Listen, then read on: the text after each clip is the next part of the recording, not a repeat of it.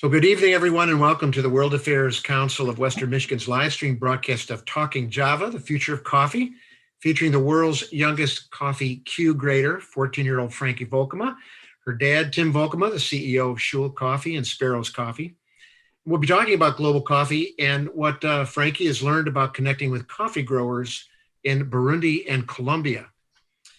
Joven, which means youth in Spanish, is a brand developed by her to help raise awareness of young farmers in the coffee industry and the steps we can take to create a more sustainable and a brighter future, one sip at a time. I'm Michael Vedenin. I am the Executive Director of the World Affairs Council. On behalf of my colleagues Arabica and Emily Smith, I welcome you here to this broadcast.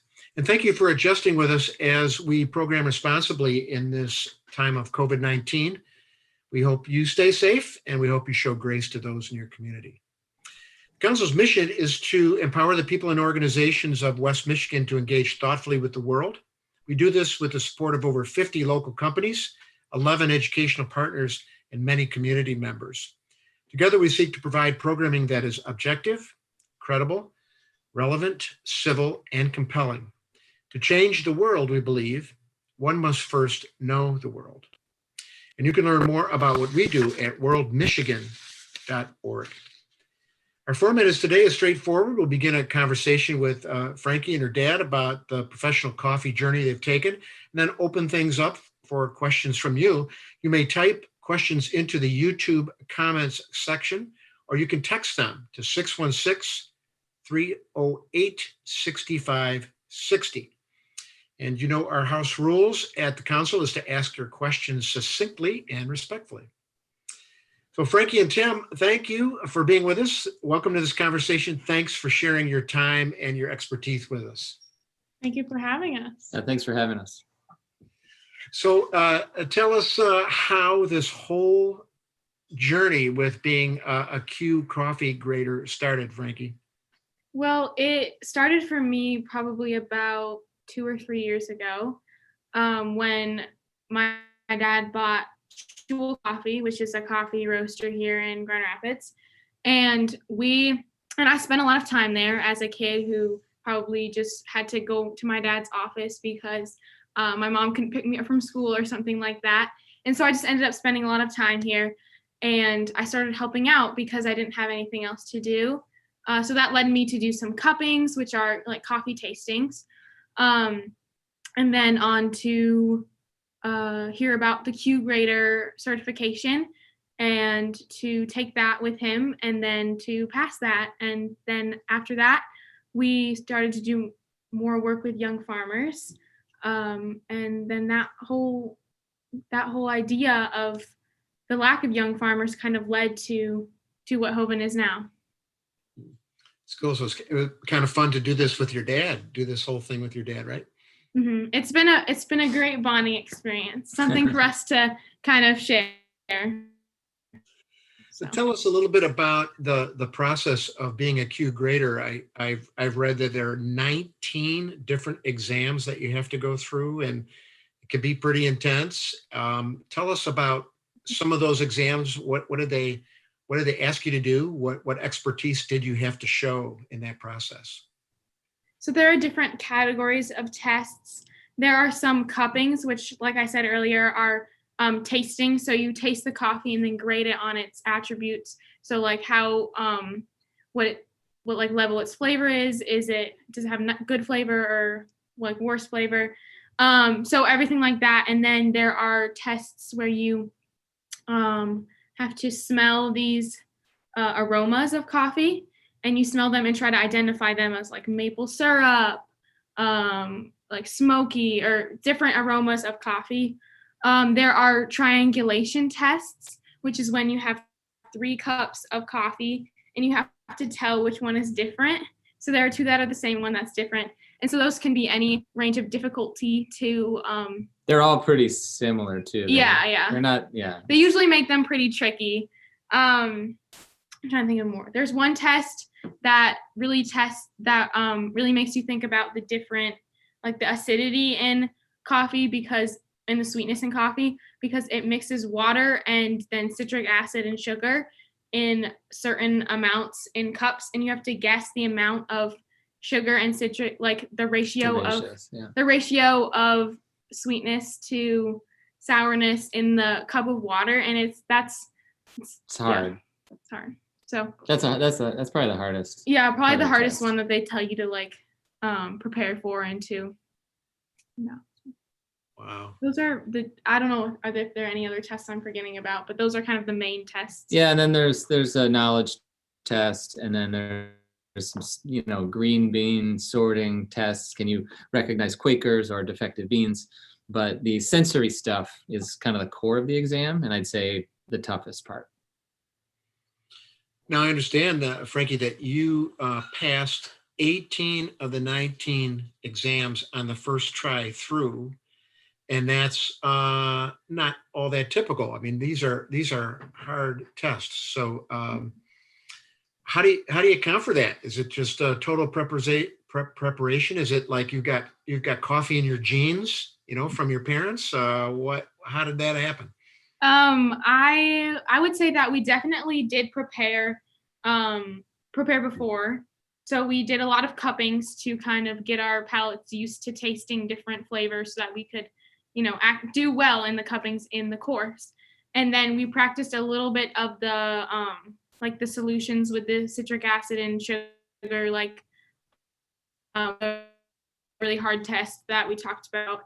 And we also prepared some smelling for some of the smelling tests. So we definitely prepared a little bit, but I mean, I did notice early on when I was cupping that I seemed to be pretty good at tasting the flavors more than maybe I should. So I don't know if that helped out, but I'm guessing that it might be a little more that I was just a little more naturally good at it, as well as preparation. Yep.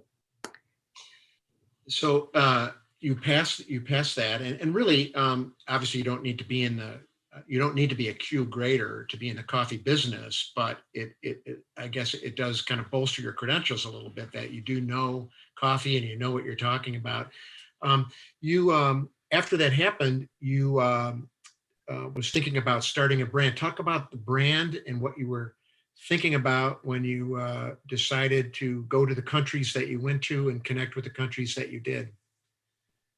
So Hogan, the idea for Hogan came from actually when we were in the course. Our instructor told us about the problem that the average age of a lot of coffee farmers in coffee producing countries is over 55. And they were saying that's a problem because once those farmers get to retirement age, not enough young farmers are coming in to fill that gap. And then we don't have coffee. So we took that idea and were inspired to kind of learn more about that and kind of see that face to face. So we traveled to Colombia, and that was a really, really cool trip. And we got to meet some of the young farmers, and we did a lot of cuppings with some of the programs there that work with young farmers. So you want to talk about the programs a little bit? So we essentially asked our importing partners and folks who are on the ground in these producing countries, like what's the deal, right? There's a lack of young farmers. What's being done about it? Because presumably something's being done, and so there are these programs where they're working with younger folks to try to not only encourage them, to become coffee farmers, but really to help them become better coffee farmers so that their coffee is higher quality, aka higher scoring, and therefore more expensive. And so it's a better living. So we started kind of down that road with our importing partners. Mm-hmm. And so we connected with these programs, and we have one coffee from the Cafe Norte Young Coffee Producers Program in Colombia. And so that's one of our coffees, and we were able to go visit them and went on our trip to Colombia. And then we have one coffee from Burundi, which is from 7 women in Burundi, and they are in the range of young people that we're buying from, and they actually work together to save money to buy their own coffee mill. So then they grow their coffee and then mill it, and so we buy that from them. And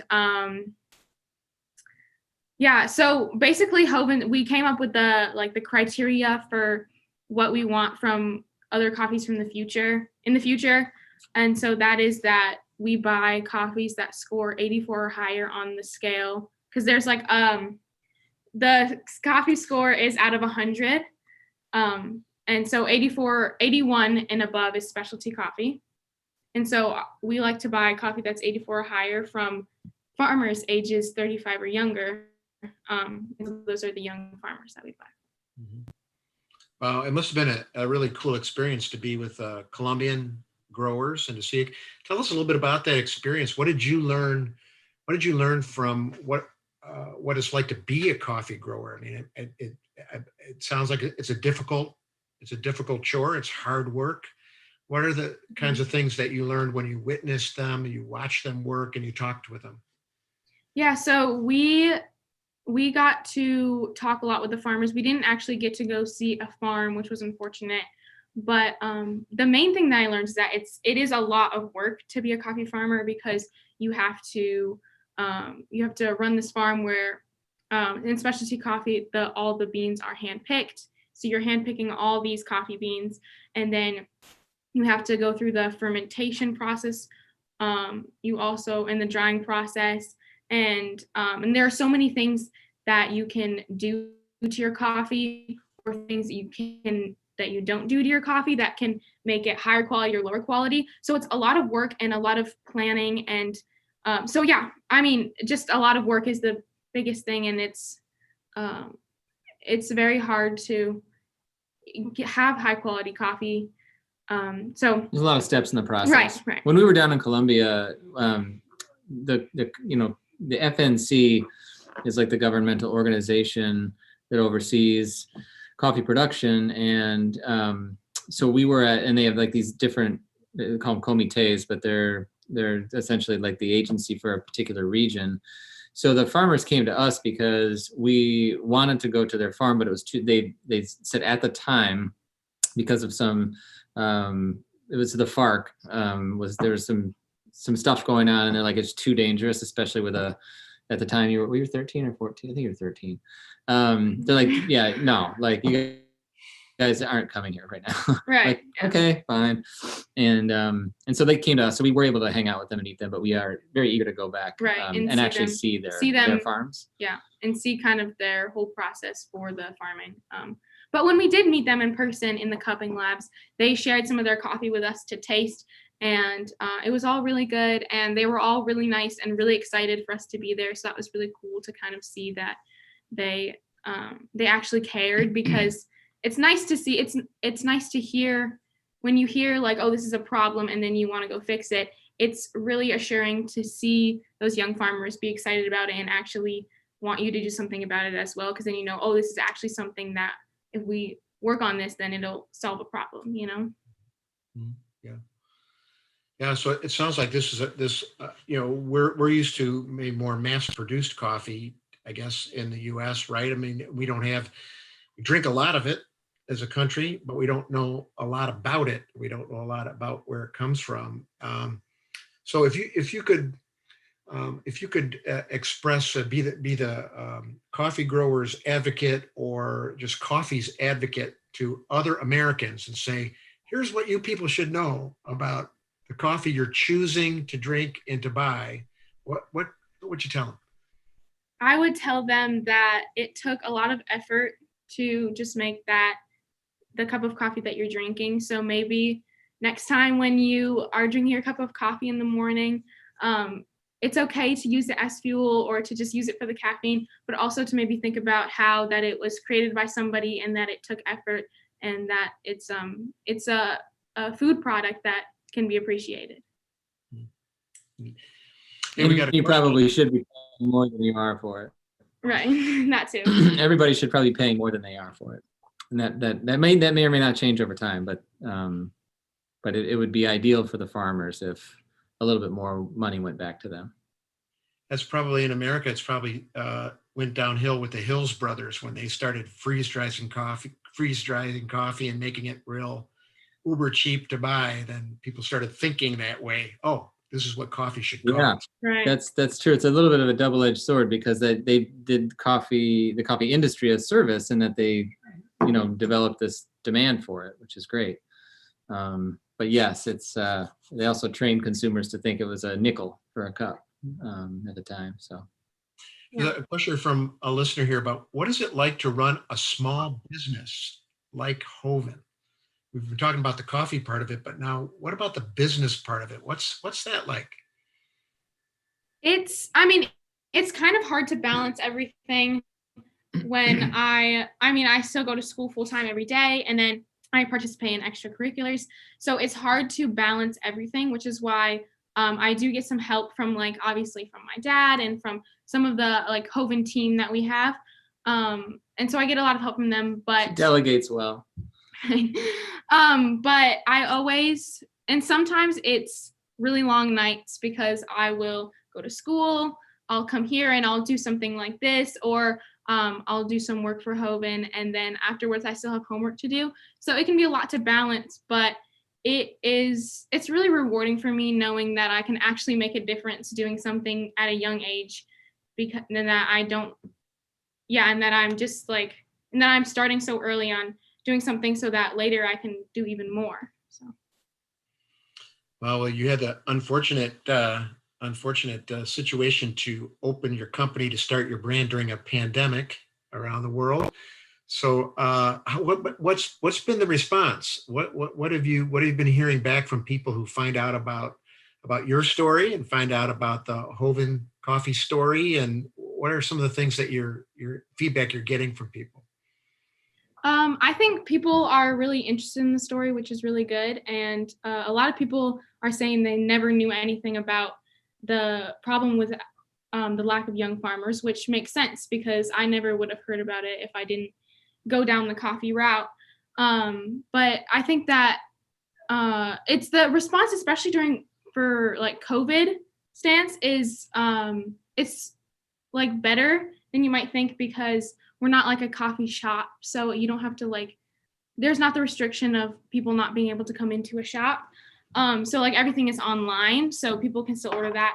And I feel like coffee is one thing, especially during quarantine, that people are starting to value more because they're just in their home, and so they can actually spend time in the morning making their coffee and making it better instead of just doing whatever quick routine they do in the morning. So the response has been really good, and we're really grateful that so many people have been interested in it and want to share the story.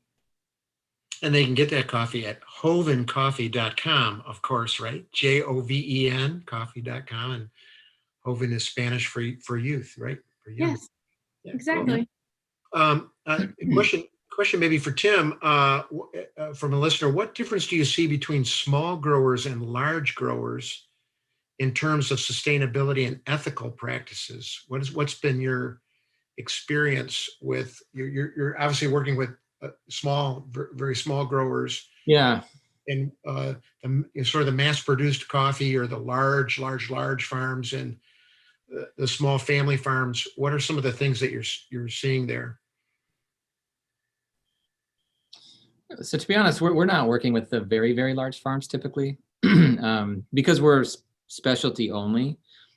Our score range starts at 82, and the percentage of coffee that's below that is 70 or 80%. It's just not, and that's of Arabica, right? All of Robusta is below that. So it's a different scoring system, but we don't work with the really, really huge farms. But there's still a wide range in terms of size with the farms, or among the farms we work with. So somebody could have literally 1 hectare of land or thousands.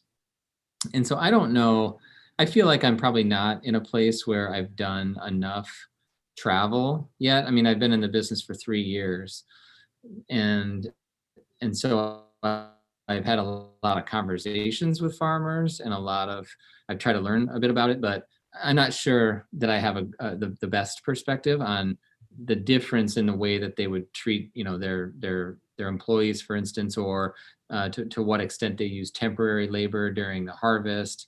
There's just so many different practices, and some farms they sort of strip the trees and they send it off to a co-op that then mills it. Some people mill their own. And so it's like you've seen one farm and you've seen one farm, right? It's just they're very specific in the way that they do things. And so I probably don't have a great generalized answer for you on that. Okay. So, Frankie, you've got some enthusiasm. You're part of the process now. What's the future of coffee? What things excite you about the future of coffee, and what things make you a little worried about some things that you've noticed and you've seen? Well, the biggest thing that I'm really excited for is that we can really spread awareness about this issue, that there aren't enough young farmers. It's And sort of a form of sustainability. yes, yeah, Right, it is. right. And it's really, and so, yeah, and it just makes the coffee industry more sustainable that we can have these young farmers coming in, taking the place of maybe the ones that are getting closer to retirement age, and allowing and giving them higher prices for their coffee because they deserve higher prices because they're high quality. And that really excites me. Maybe some things that I'm worried about is, I guess, if this doesn't get much traction and there are, and a lot of young people still aren't interested, then you can start to see the population of coffee farmers dwindling. And I guess that's the biggest concern right now for me and for this company. But yeah, you're sort of addressing. I think there are two primary concerns that we hear most about. One is obviously climate change, right? That's a huge issue that coffee communities will just have to move because they're going to get hotter, and so when that happens, the beans, the sort of the coffee cherries don't develop in the same way. So there's some concern that there could be some migration to different areas of the world based on climate change. And then, so that's one form of sustainability in terms of, I mean, that's a huge, issue, obviously, that isn't specific to coffee. But the other problem is talent. And so that's really what Hoven's focus is. So, the way that Frankie and I have been talking about this is we are kind of pursuing sustainability, but it's really more on the talent side. So we got to recognize that climate change is an issue. And so we've got to be looking for things, looking for practices that certainly support good agriculture and support the prevention of climate change to the extent possible. But it's almost like this tidal wave that's hard to tackle from a specific industry. Hey, you used a little coffee phrase that a listener is asking about. What's the difference between Robusta and Arabica coffee? Well, they're actually two different species of coffee. So Arabica is a lot more common. That's most of what you're drinking, and It's more common here. It's more common here for consumers, for coffee drinkers. And Robusta is more bitter. It's going to be more bitter overall. So that's why it has a different grading system than Arabica, because the two have different flavor profiles just in general. And then, but you can find Robusta in a lot of commercial coffee. They'll mix Arabica and Robusta. And then also there are some like high-end Robusta coffees, but that's really rare. Like that but the process in farming those is done in a really specific way so that the flavors of the Robusta can come out more. It's a more durable, it's less delicate. It's like more it's a more sort of robust bean and plant, and so it has less susceptibility to disease. It grows lower. It's less finicky, basically, in terms of its conditions. So there's been some talk about end times, like what happens when we can't grow Arabica anymore. It's like, well, people will have to get used to drinking Robusta, and it doesn't taste as good, just flat out. It does have a lot of caffeine, and so that's sort of interesting. But like some brands have actually taken that brand positioning. Like there's a company called Death Wish Coffee, which is they market themselves as the strongest cup of coffee, and by that they mean they are the highest in caffeine. Does it taste good? No, it doesn't, but that's not the point. Right. And that's not why people buy it. So, but they're doing quite well. I mean, it's a brilliant positioning. I wouldn't drink it, but yeah. But yeah, that's the difference. Thanks. That was helpful.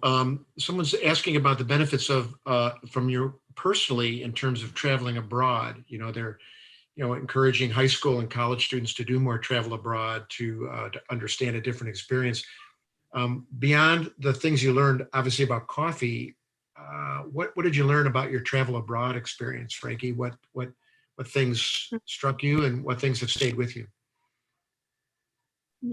Well, our trip to Colombia last November was my first time going to a third world country. So it was really eye-opening to see kind of like a different culture. Also to be around people that are constantly speaking a different language. I had never really experienced that before. And so it kind of helped me see oh, this is what it feels like to be in a country where you don't speak the common language. So it's more difficult.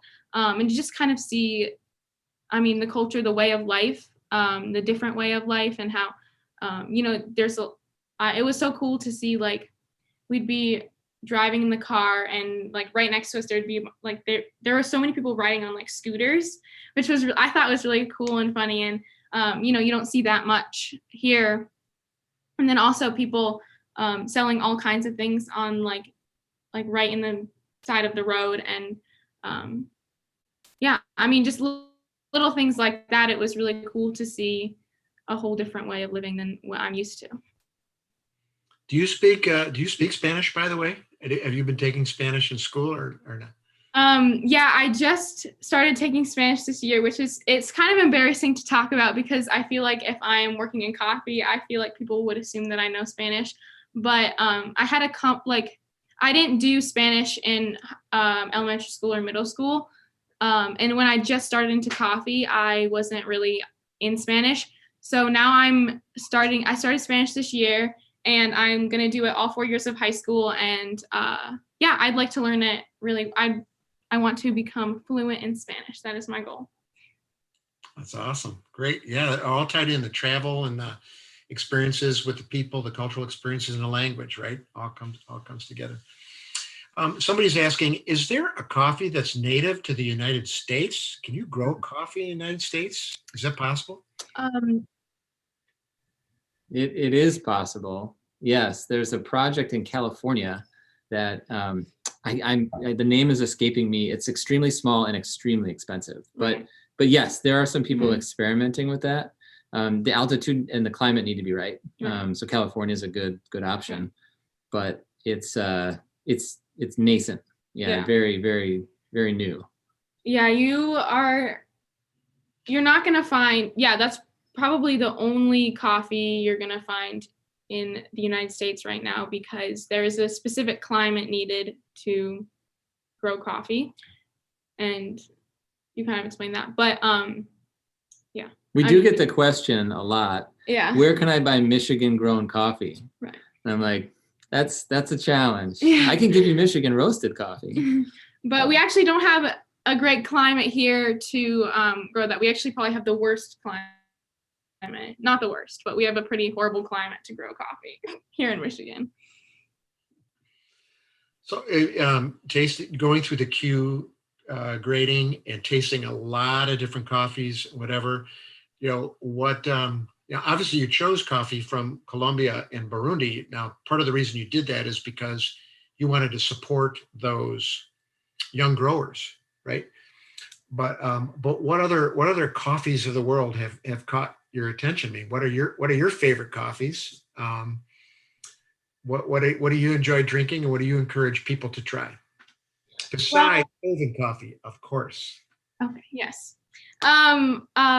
That's kind of hard for me to answer because I love to try new coffees from all different countries because they have such unique, diverse profiles. But the Colombian profile is one of my favorites, and I know that's one of our Joven coffees. But there's so much variation in coffees from every country. So you can get a Colombian coffee that has a similar profile to Joven, but it'll taste different, and you have these different flavors and you can like it better. And I don't know. So the general Colombian profile is probably my favorite because it has a really nice balance of like rich flavors as well as like sweet and fruity flavors. And I don't know, that's just what, I mean, I'm kind of like a dark chocolate person myself. So that's kind of, that profile is my favorite, I think. So Do I encourage that. you want to take them through, so that's your preference. You want to take them through kind of what scores well? Sure. Like what attributes kind of? Right. Yeah. So like if you're grading coffee, you would taste the coffee multiple times and grade each of its attributes individually, like fragrance, so you smell it, and then flavor, aftertaste, acidity, and body, right? Mhm. Okay. And so You should know.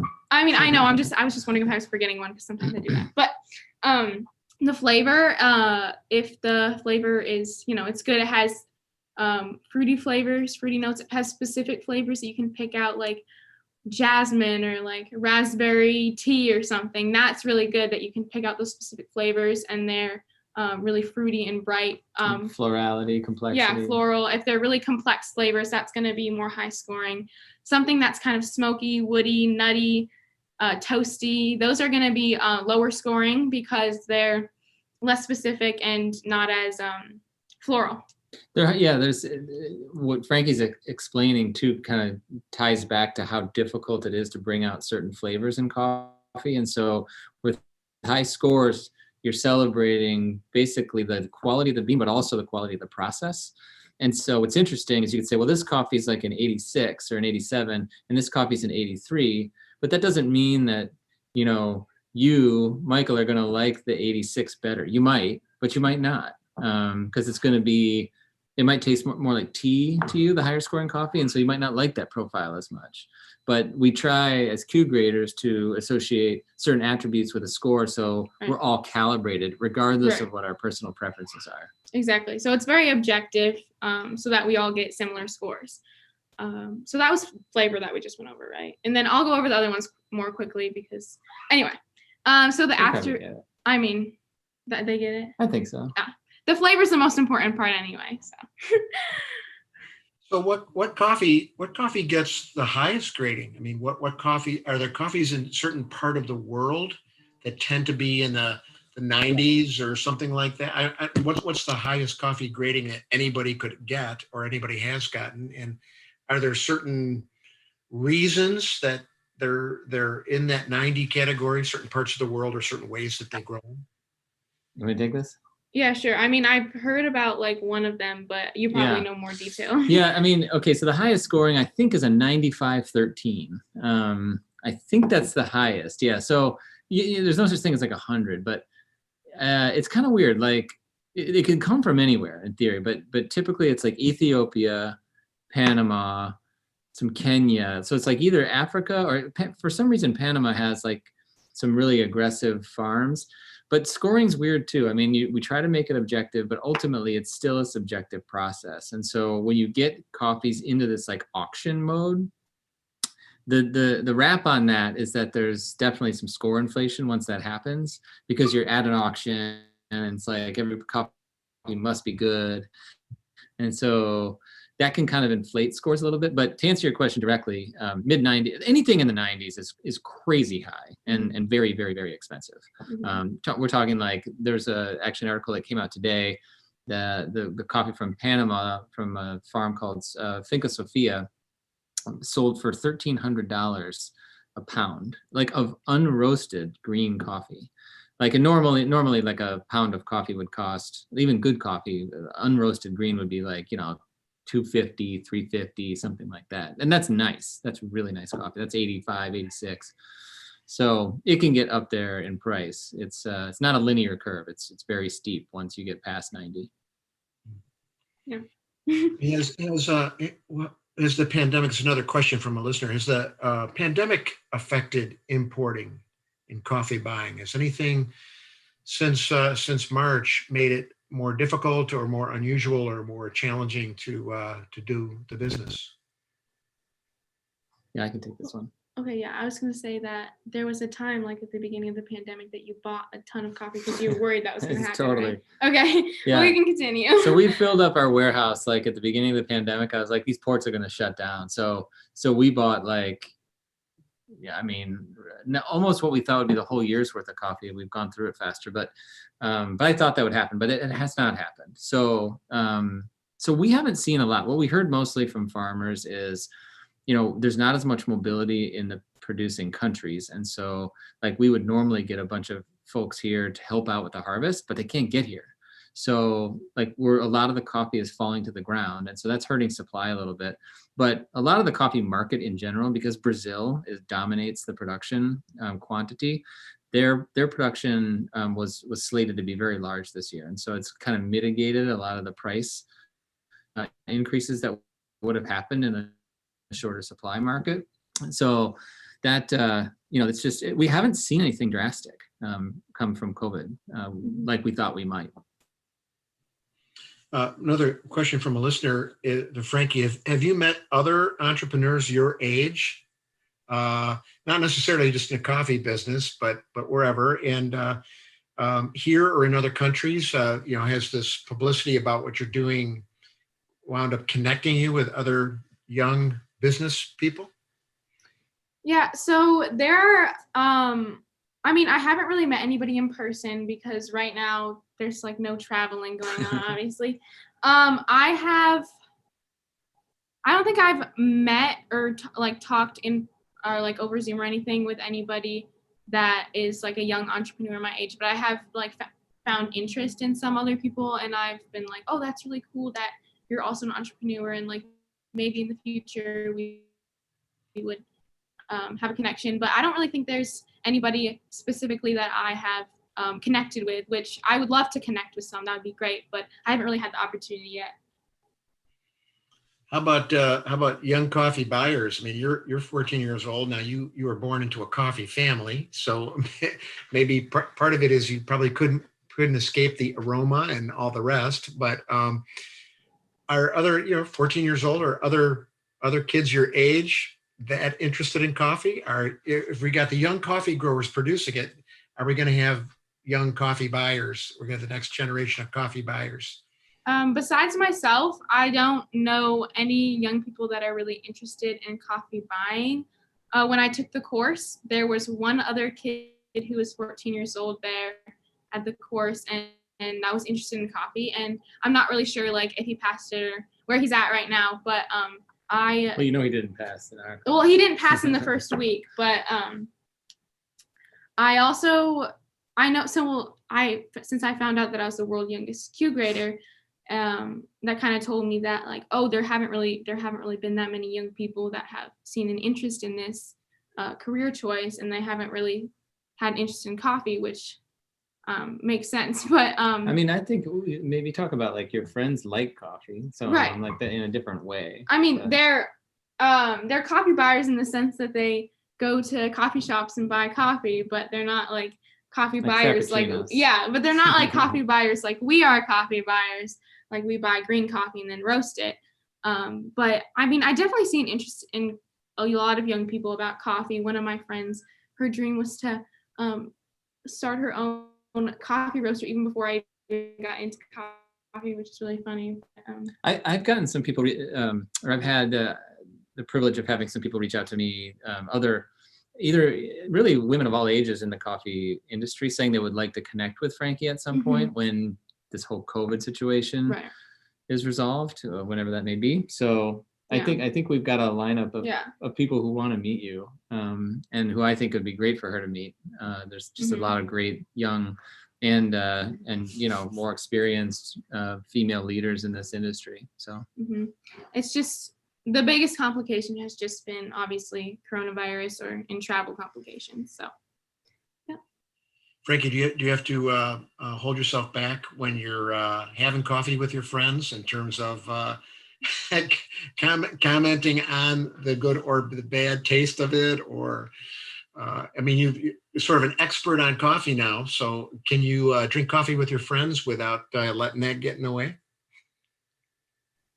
All my friends know like about my whole coffee thing. So a lot of them like don't really mind if I comment on the coffee that I'm drinking.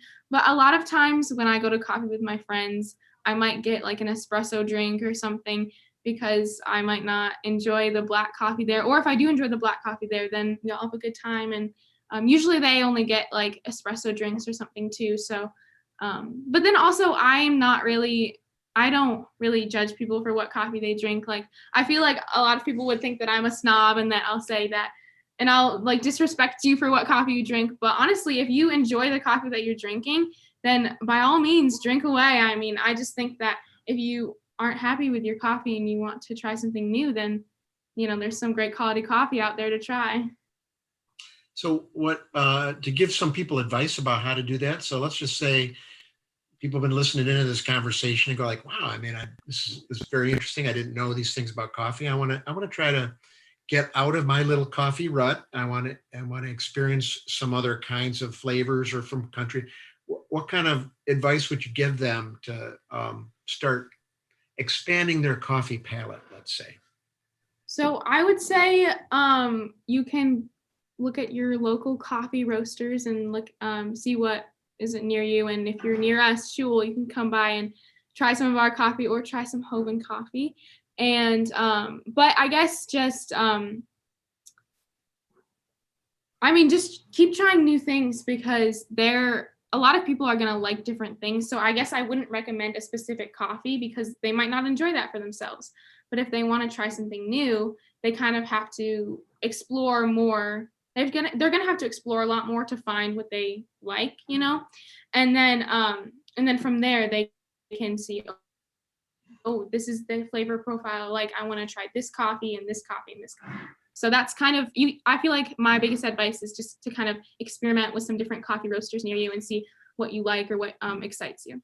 And there's really two components when you're thinking about it. One is if you sort of draw a line and say, I'm at least going to get out of the commercial zone, and the commercial zone is there's nothing wrong with these, by the way, but you're not going to get a lot of variability and nuance in these brands. So McDonald's, Dunkin' Donuts, that sort of level, that $6 to $7 a bag on the grocery store shelf, that's commercial.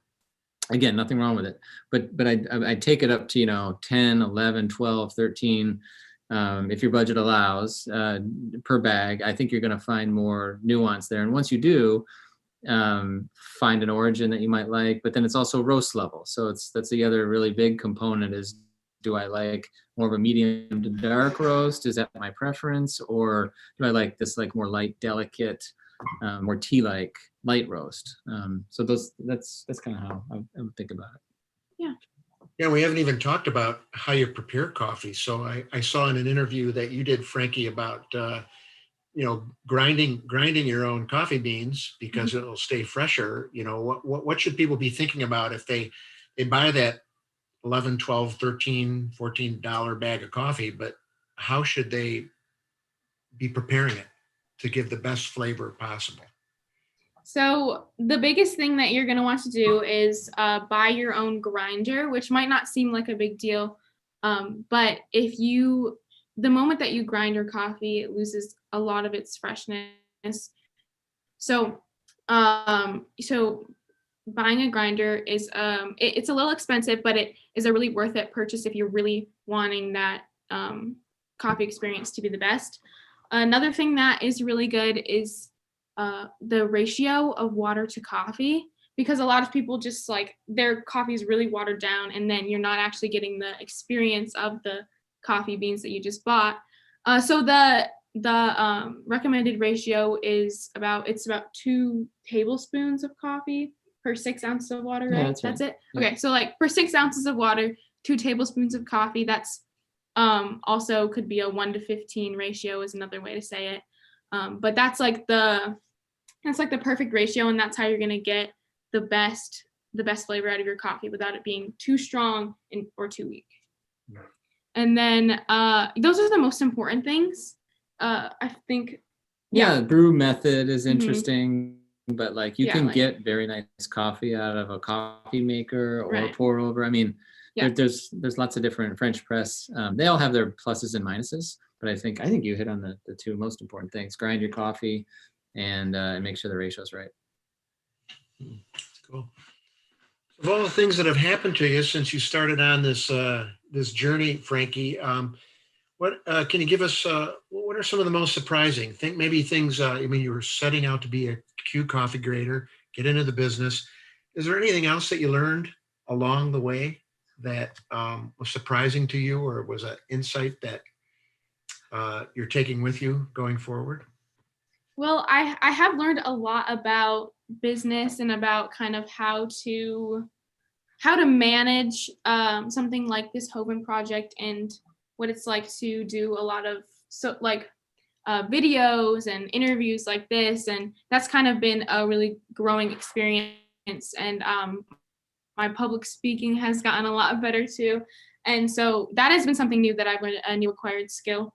But also I've learned a lot about just kind of more about big picture, because I feel like it's easy for kids my age to just their whole world to be like middle school and then high school, and it's just like what drama was at your school that week. And so just having this whole experience has really helped me to just kind of see that like there's a lot going on in this world, and like there are a lot of problems that need to be fixed, and like it's a good thing to just kind of step out and look at the big picture and say, I might be struggling with drama at school, but it's really not a big deal compared to some of the other things that are going on. So I think that's one of the biggest insights that I've gotten from this, is just that is to be able to see a problem like this and to be able to have a part in helping it. Mhm. So you've been able to hang in there on your studies. I can imagine if you're in your you're in your English class, but your mind is drifting away to the orders that you have to do, or an issue that came up with the business. You're able to compartmentalize that. Okay. Mhm. Yeah, it's been going pretty good. I've been I've been able to balance school pretty well and just focus on school, and I also feel like a lot of times I've been like talking to my teachers about Hogan too, and like kind of selling it to them, which is fun, always fun to do. But I think that it's been balanced pretty well, because and I feel like freshman year it's nice to be starting this up freshman year, because I think freshman year is a little bit it's you're entering into high school, so it's the easiest year of high school. So I think that that's nice to kind of have some of the easier classes this year, and then and to be able to kind of get this thing off its feet.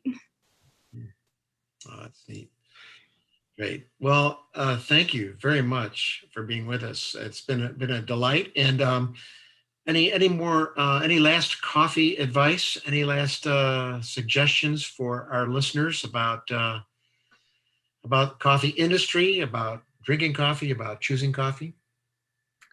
I would just say go get some Hogan coffee and support the young farmers, and to also enjoy their coffee. Next time they're drinking it, maybe think about how somebody put work into that, or maybe think about some of the flavors if you can taste them, and don't feel pressured to have to like taste all the flavors, but maybe just think about it a little more. That's great. Yeah, and I think that's one piece of advice I learned from you both of you tonight, is that maybe we get caught up in these ratings. So somebody's going to go out and look for a certain rating. Oh, it's an 85, or oh, it's an 87, or whatever. It's about personal taste, right? So it's about a quality coffee of personal taste to you, not I've got to find the highest highest rated coffee I could possibly find. Yeah, absolutely. And I would say if people have further questions, it's not going to flash up on that slide, but if anybody wants to email me, they're more than welcome to. You can reach me at tim@schuil.coffee.com. So SCHUIL coffee.com. Be happy to field any further questions. Great. And you are able to, as far as getting Joven coffee, there it is. You can connect with Frankie. So jovencoffee.com. It's Joven with a J. That's the website. And then tell us about your Instagram site. What will people find if they go on your site on Instagram, Frankie? Yeah, so on my Instagram page, you will see some pictures from Columbia, from my trip there. Also, there are some Q&A about me, some fun facts about me personally, and also some Q&A about coffee in general. So, I mean, Well, tell them about the promo we're doing. oh, and we're doing a promo for teachers. Yeah, we're for National Coffee Day. It's for National coming up Coffee Day, yeah. Tuesday, yeah. And our purpose for that is to support teachers, especially during this coronavirus time when they're struggling to do online schooling and stuff like that, to just kind of support them through Hogan. And yeah, so that's what you can find on my Instagram page, and we post quite frequently. So it's a buy one, give one. Mhm. And so between 9/29 is National Coffee Day. Yeah, for that whole week, basically, for every Joven bag that's purchased, we'll give an additional bag of Joven to Grand Rapids Public Schools, and they're going to distribute those bags to the teachers. Wow, what a fabulous idea. Another way to, connect your original idea for Joven, which is to try to do some greater good, and expanding that to supporting teachers and faculty members. That's awesome. That's great. Thank you, Frankie. Thank you, Tim, for being with us. We wish you very well in your endeavors. And again, as a rabid coffee drinker, I just applaud you for doing that and inspiring the next generation of coffee growers and drinkers. Certainly want that to happen as well. So best wishes to you. Jovencoffee.com and Instagram at KidQGrader. Take care, be well, and we'll keep drinking coffee. All right. Thank you so much. Thank you. It's a pleasure. Thank you for joining us in this delightful conversation about global coffee. And you can see this program archived on the YouTube site, World Michigan, on YouTube. If you go to World Michigan on YouTube, you will find this conversation with Frankie and with Tim there. And if you'll be with us next week on Thursday, October 1 at 7 p.m., we'll be hosting Dr. Jennifer Stotts. She's the director of East and Southeast Asia programs for the United States Institute of Peace. And we'll be discussing democracy, Hong Kong, and the wider Asian context. So much happening in Hong Kong that of concern to all of us in the world. And we've got an expert, Jennifer Stotts, who will be with us to talk about that. Check out all of our programming at worldmichigan.org. See us on social media. Thank you for being with us to talk about coffee tonight and cheering on Frankie Volkema.